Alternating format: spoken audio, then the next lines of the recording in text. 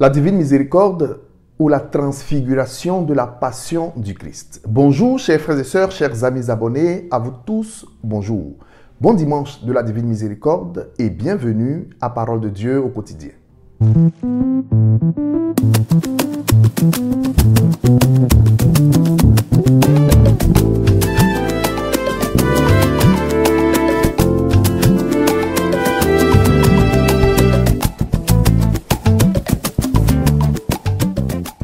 Au nom du Père et du Fils et du Saint-Esprit, Amen. Je vous salue Joseph, vous que la grâce divine a comblé, le Sauveur a reposé dans vos bras et grandi sous vos yeux.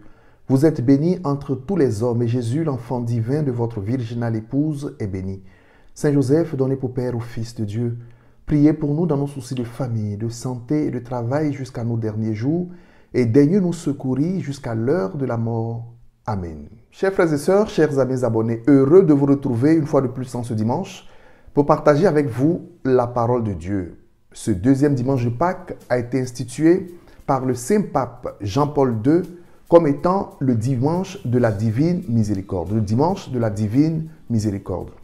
Il obéissait ainsi à une série de révélations faites à Sainte Faustine Kowalska, qui avait reçu cette révélation de Jésus-Christ lui-même, pour que la piété autour de la divine miséricorde soit réellement vécue au sein de l'Église catholique.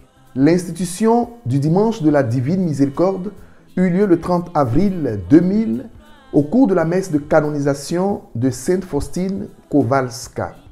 Depuis lors, l'Église a été invitée à embrasser, à accueillir et à vivre réellement les mystères du cœur divin de notre Seigneur Jésus-Christ.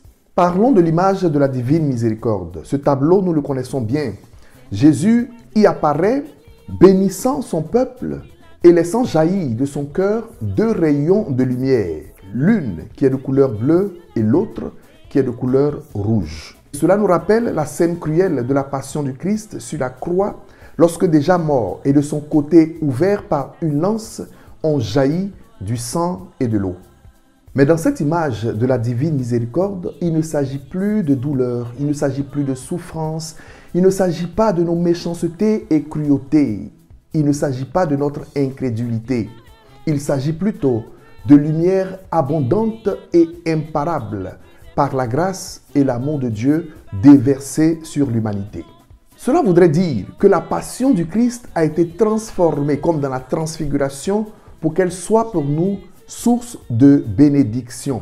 Et cela a été possible par le pouvoir de l'amour de Dieu qui répand sur l'humanité une lumière de miséricorde et de guérison pour notre humanité. Chers frères et sœurs, il nous faut reconnaître et même confesser que ce n'est pas par nos mérites que le sang et l'eau qui ont jailli du cœur de Jésus se soient convertis en source de bénédiction pour chacun de nous, pour chacune de nos familles. Non, ce n'est pas par nos mérites. C'est pourquoi nous sommes heureux. Et c'est pourquoi nous prolongeons cette joie pascale. Parce que Dieu ne cesse de nous bénir par la passion, la mort et la résurrection de notre Seigneur Jésus-Christ. C'est plutôt par le pouvoir de l'amour de Dieu, pouvoir miséricordieux, pouvoir qui se fait proche des pécheurs que nous sommes, pouvoir qui nous relève de nos iniquités pour nous plonger dans ce bain de grâce du cœur divin de Jésus-Christ notre Seigneur. Et c'est pourquoi, au cours de la Sainte Eucharistie, au cours de la messe, nous disons ceci: ne regarde pas nos péchés, mais la foi de ton Église. Et pour que ta volonté s'accomplisse, donne-lui toujours cette paix et conduis-la vers l'unité parfaite, toi qui règnes pour les siècles des siècles. Amen. Chers amis, chers frères et sœurs, c'est ce que Dieu fait justement avec nous. Il ne regarde pas nos péchés, nos faiblesses, nos chutes, notre incrédulité. Il tire plutôt une bénédiction pour nous par la passion, mort et résurrection de Jésus-Christ notre Seigneur.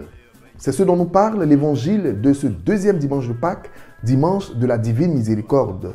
Face à l'incrédulité de Thomas qui répond aux apôtres: si je ne vois pas la marque des clous dans ses mains, non, je ne croirai pas. Jésus lui offre son amour. Jésus lui offre sa patience. Jésus se fait proche de Thomas et se révèle à lui en même temps qu'aux autres apôtres. Vois, c'est bien moi le ressuscité. Voici les marques de ma passion, de ma souffrance sur la croix. Thomas finira par confesser « Mon Seigneur et mon Dieu ».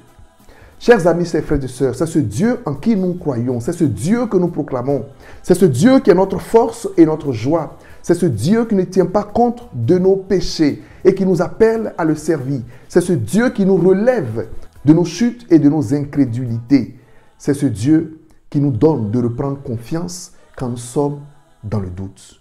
Qu'il vous bénisse et vous accorde la grâce de la foi en ce dimanche de la divine miséricorde. Au nom du Père et du Fils et du Saint-Esprit. Amen. Bon dimanche de la divine miséricorde et à dimanche prochain par la grâce de Dieu. D'ici là, portez-vous bien. Au revoir.